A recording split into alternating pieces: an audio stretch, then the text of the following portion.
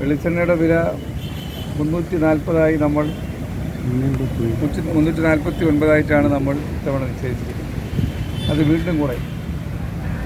ഇന്നലെ സപ്ലൈകോയുടെ subsidise rate വന്നപ്പോൾ 30 രൂപ ഒരു പ്രധാനപ്പെട്ട വ്യാപാര സ്ഥാപനം 30 രൂപ അവരുടെ വിലയിൽ നിന്ന് കുറച്ച് സപ്ലൈകോയുടെ വിലയ്ക്ക് തുല്യമായി നിശ്ചയിക്കുകയുണ്ടായി. ഇന്ന് രാവിലെ ഞാൻ കൃഷിമന്ത്രിയുമായി ദീർഘനേരം ചർച്ച നടത്തി.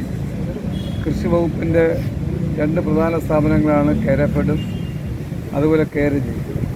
വെളിച്ചെണ്ണ ഉൽപ്പാദനത്തിൽ വിതരണത്തിൽ അവരാണ് ഏറ്റവും പ്രധാനപ്പെട്ട റോൾ വഹിക്കുന്നത്. അവർ വില കുറയ്ക്കണമെന്ന് ആവശ്യപ്പെടുകയുണ്ട്. 2 ദിവസത്തിനകത്ത് അതിൻ്റെ തീരുമാനം ഉണ്ടാകും.